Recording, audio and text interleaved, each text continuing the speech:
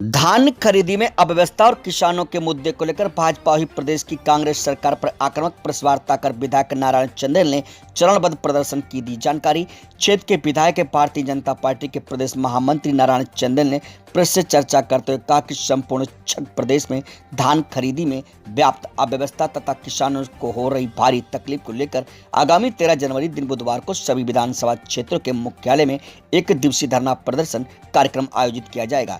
इन्हीं ज्वलंत मांगों को लेकर दिनांक 22 जनवरी दिन शुक्रवार को जिला स्तर पर पूरे छठ प्रदेश में भारतीय जनता पार्टी द्वारा प्रदर्शन व आंदोलन किया जाएगा तथा महामहिम राज्यपाल महोदय के नाम से ज्ञापन सौंपा जाएगा। धान खरीदी केंद्रों में व्याप्त अव्यवस्था, बारदाने बोरे की कमी, गिरदावरी के बहाने किसानों के खेतों का रकबा सुनियोजित ढंग से कम किया गया, जिससे धान खरीदी कम करना पड़े। किसानों का जमीन पहली बार चोरी किया जा रहा है। टोकन कटवाने के लिए किसान परेशान हो रहा है। बार बार दिन रात धान खरीदी केंद्र का चक्कर काट रहे हैं। टोकन कटवाने के लिए किसानों को कष्ट सहना पड़ रहा है। धान का परिवहन नहीं हो पा रहा है। धान खरीदी में 15 दिन का विलंब हुआ। धान खरीदी विलंब होने से प्रति कुंटल 2 से 4 किलो किसानों का धान सूखद में जाएगा। बारिश में धान खराब हुए। केंद्र सरकार ने केंद्रीय पुल में 60 लाख मीट्रिक टन चावल लेने का फैसला लिया है। इसलिए प्रदेश सरकार को 20 स्टील प्रति एकड़ की दर से किसानों का धान खरीद करना चाहिए। पिछले 2 साल का बकाया बोनस अभी तक किसानों को प्राप्त नहीं हुआ है। धानों को सुरक्षित रखने के लिए शेड का निर्माण किया जा रहा है। धान खरीदी केंद्रों में किसानों के बैठने के लिए छायादार शेड का निर्माण किया जाए। धान खरीदी केंद्रों में किसानों के लिए पीने के पानी की व्यवस्था किया जाए। 72,500 रुपये एक मुश्त देने का वादा किया था, ऐसे किस्त में दिया जा रहा है।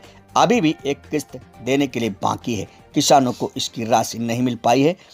राज्य की कांग्रेस सरकार अपनी नाकामी, अक्षमता, आक्रामकता को छिपाने के लिए केंद्र सरकार को दोषी मानते किसानों से संबंधित इन सभी मांगों को लेकर 13 जनवरी दिन बुधवार को विधानसभा स्थित धरना प्रदर्शन एवं 22 जनवरी दिन शुक्रवार को जिला स्तर पर धरना प्रदर्शन किया जाएगा। खरीदी नहीं होने का आरोप लगा रही कांग्रेस और सांसदों को घेराव करके चाह रही है कि सांसद उनका सिफारिश करें केंद्र सरकार से।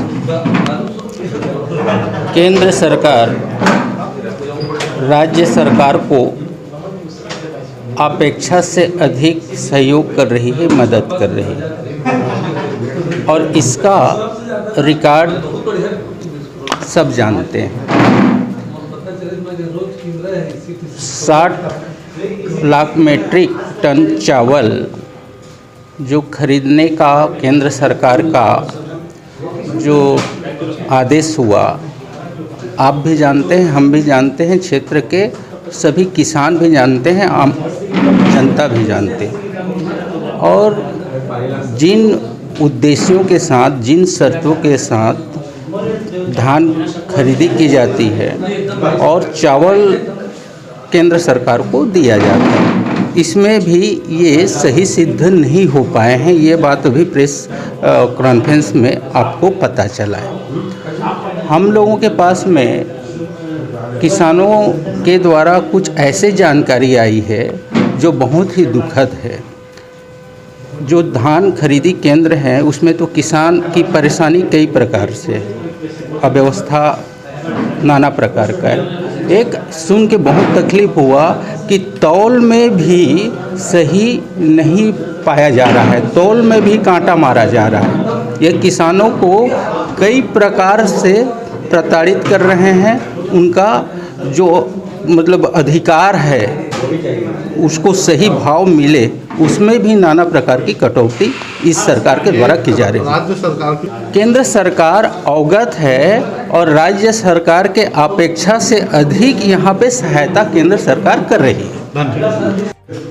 ये लग रहा है कि ये धान खरीदी के नाम पर पिछले वर्ष ये सरकार बहुत बड़ी घोटाला को जन्म दी है और आने वाले समय में इसकी सच्चाई सामने आएगी।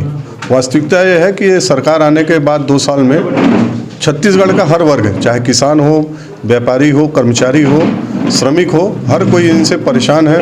रेत माफिया, शराब माफिया, कोयला माफिया, इस छत्तीसगढ़ में अपराध बहुत बढ़ गए हैं और किसानों को सबसे बड़ी जो दुखद स्थिति है किसानों के साथ कि किसान आज आत्महत्या कर रहे हैं। विधानसभा का सत्र 4 दिन का चल रहा था, लगभग 12 किसान किए, चाहे वो प्रदेश अध्यक्ष जी का क्षेत्र हो, चाहे माननीय मुख्यमंत्री जी का क्षेत्र हो। वहाँ के किसान नकली खाद बीज के कारण खरीदी में जो अव्यवस्था हो रही है, कर्ज नहीं छूटा पा रहे हैं, इसके कारण किसान परेशान है, हताश है, आत्महत्या कर रहे हैं। तो निश्चित रूप से हर मुद्दे को लेकर के भारतीय जनता पार्टी सड़क की लड़ाई लड़ेगी। अभी हम 13 तारीख को विधानसभा स्तर का एक धरना करेंगे, 22 तारीख को फिर जिला स्तरीय किसानों के साथ धरना प्रदर्शन करेंगे और आने वाले समय में इस सरकार को घेरने के लिए, हर मुद्दे पर घेरने के लिए सदन से सड़क तक की लड़ाई लड़के इनको अपने वादे याद दिलाएंगे और उनको पूरा करने का प्रयास करेंगे।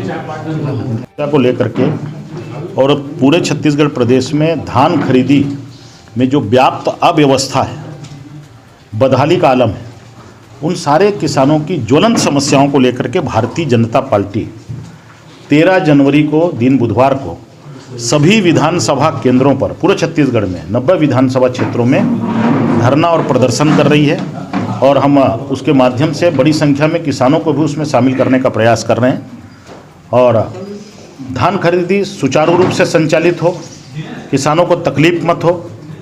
गिरदावरी के नाम से जो किसानों की ज़मीन का रकबा कम किया जा रहा है, छत्तीसगढ़ की कांग्रेस सरकार, उसके मुख्यमंत्री माननीय भूपेश बघेल जी नित नए बात कर रहे हैं धान खरीदी के संदर्भ में। कृषि मंत्री जी नित नई बयानबाजी कर रहे हैं और हमें आशंका है कि ये सरकार, राज्य की कांग्रेस सरकार धान खरीदी से बचना चाहती है और बीच में ही धान खरीदी को रोकना चाहती है। केंद्र सरकार के ऊपर आरोप मढ़ करके, फर्जी आरोप मढ़ करके, तो इस राज्य सरकार को चेतावनी देने के लिए कि वो अपने पूरे नियत समय में धान खरीदी करे, बल्कि 15 दिन धान खरीदी को और आगे बढ़ाए। किसानों का अगर एक दाना भी धान उनके घरों में बाकी है, कोठार में बाकी है, किसानों के उपज का एक एक दाना धान छत्तीसगढ़ की सरकार खरीदे। इसके लिए 13 जनवरी को सभी विधानसभा केंद्रों पर भारतीय जनता पार्टी बड़ा प्रदर्शन करने जा रही है, आंदोलन करने जा रही है और उसके बाद में आंदोलन का जो दूसरा चरण है 22 जनवरी दिन शुक्रवार को हम जिला मुख्यालय में किसानों को लेकर के आंदोलन करने वाले हैं और आंदोलन का एक ही विषय है, किसान और छत्तीसगढ़ का धान और धान खरीदी केंद्रों में व्याप्त अव्यवस्था। देखिए, मैंने आपको कहा कि ये सरकार धान खरीदी केंद्र से बचना चाहती, धान खरीदी से।